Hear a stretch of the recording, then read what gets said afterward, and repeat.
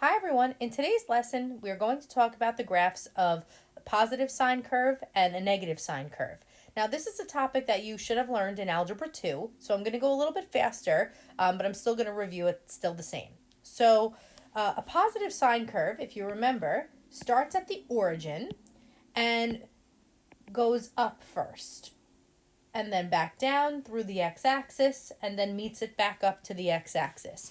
So this is one full rotation, technically around the unit circle, but one full rotation of sine of x.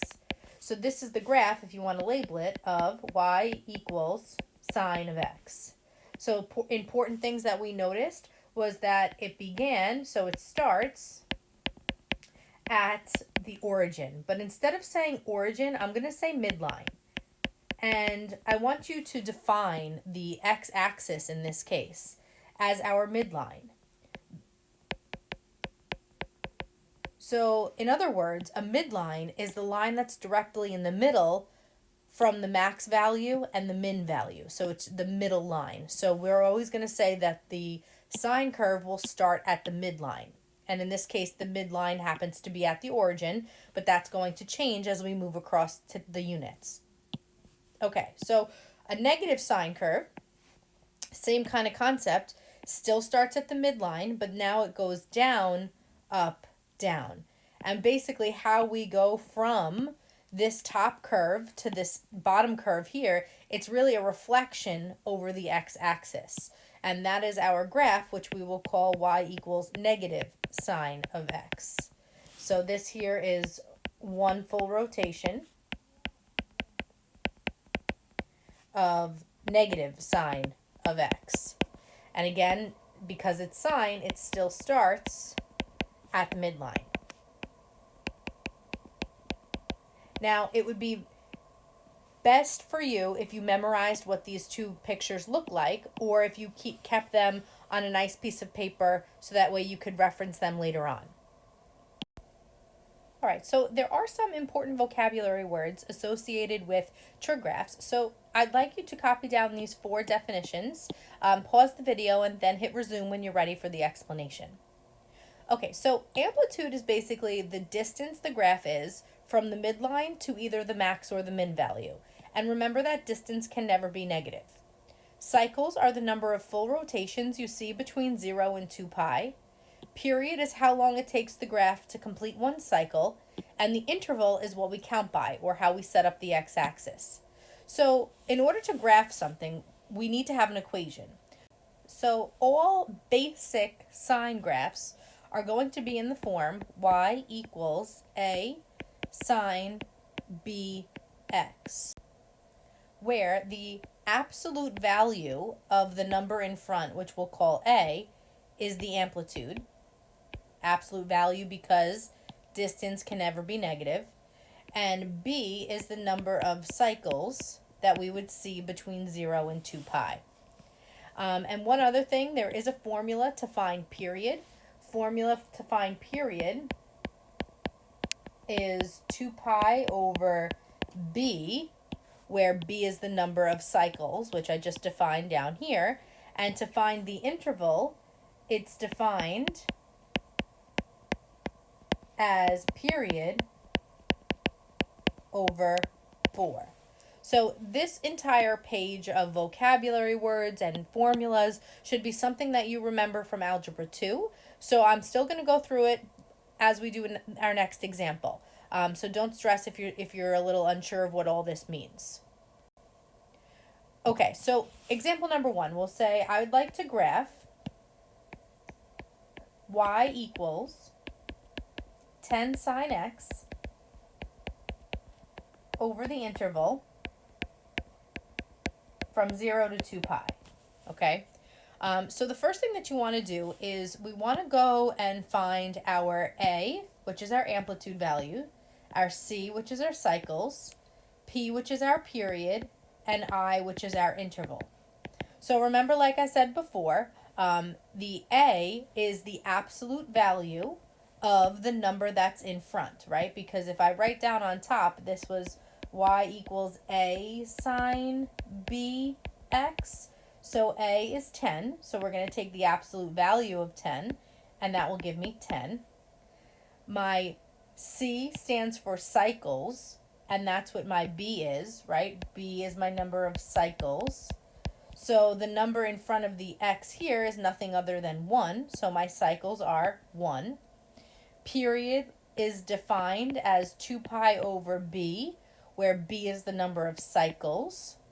So 2 pi over 1, because cycles are 1. So I get 2 pi. And interval is defined as period over 4.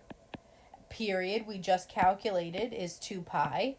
So 2 pi over 4, which simplifies to pi over 2.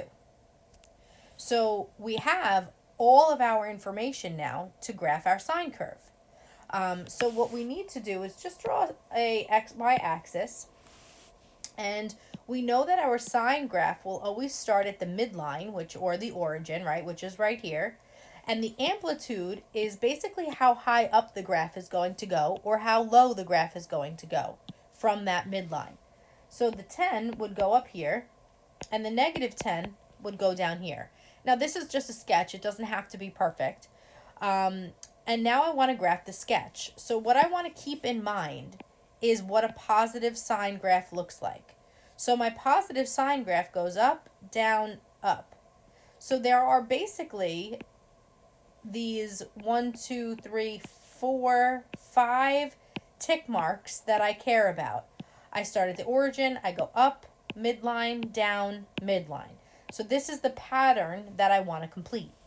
But I need to set up my x-axis, and that comes from my interval. So my interval is how I'm going to count by. So count by 1/2 pi, because technically there's a 1. So how we would count, we would go 1/2 pi, 2/2 pi, 3/2 pi, and 4/2 pi.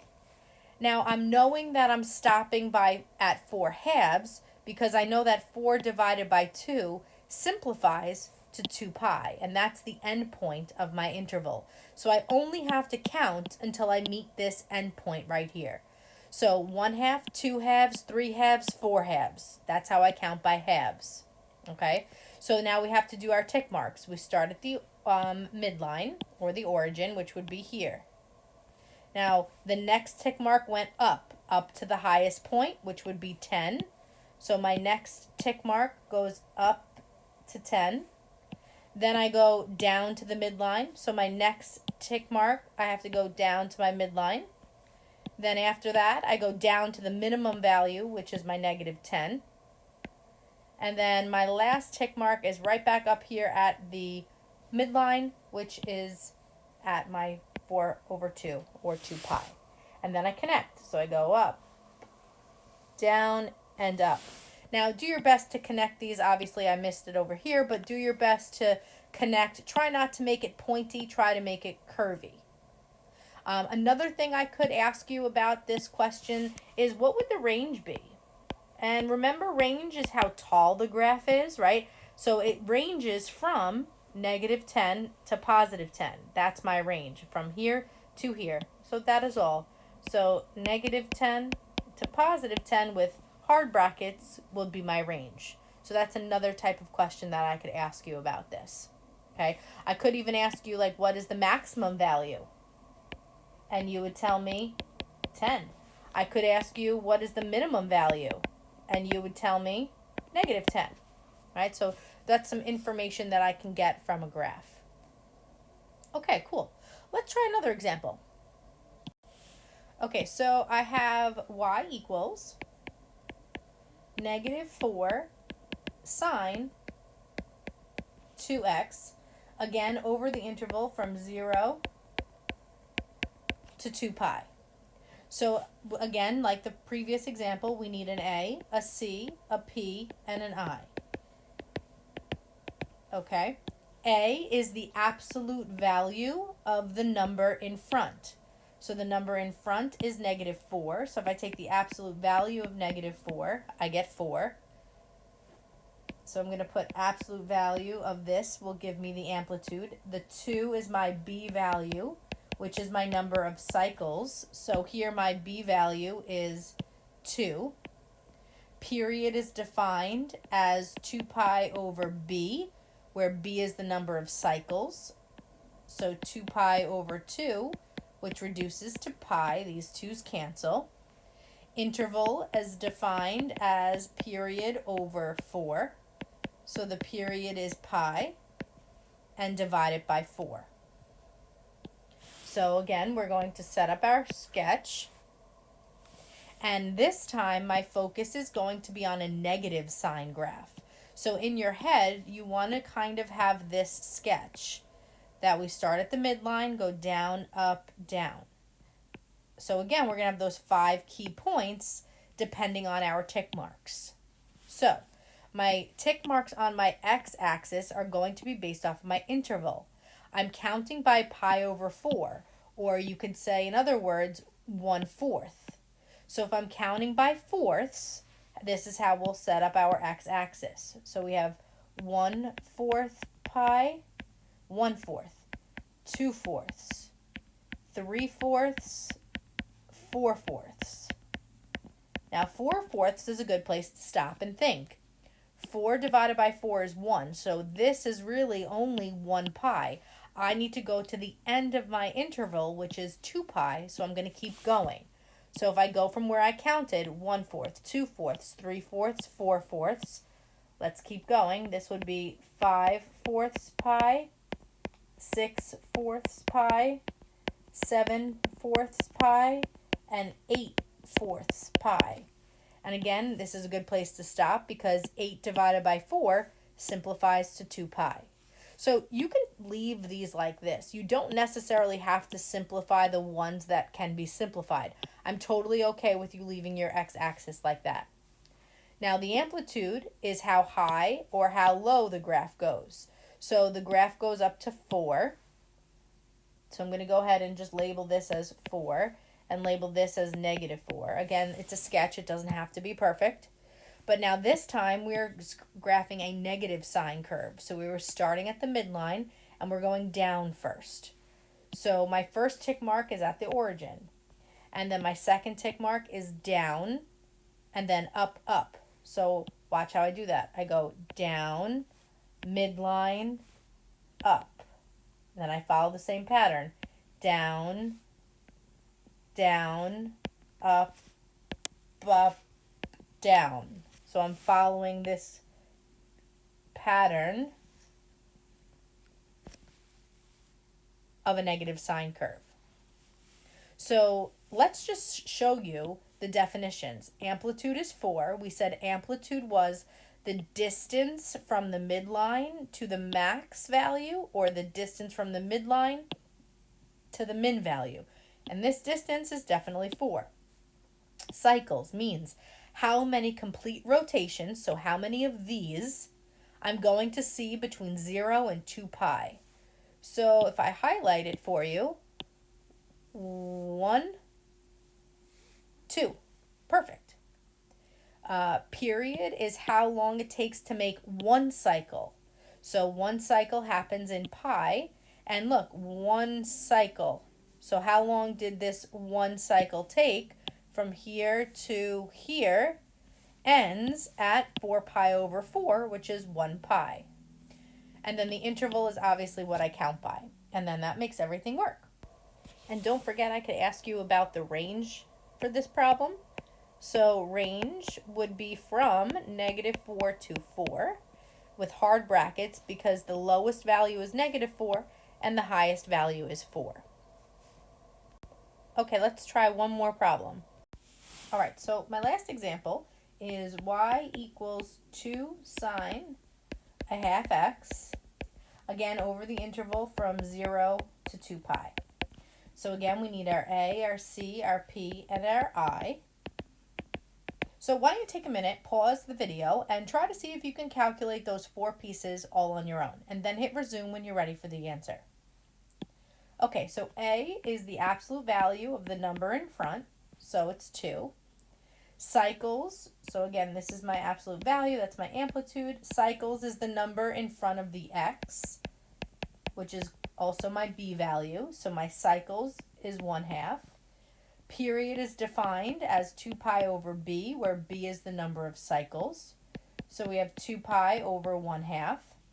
And the best way to do this is to keep, change, flip, because we're dividing fractions. We keep the 2 pi, change the division to a multiplication, and flip the 1/2 to become 2 over 1.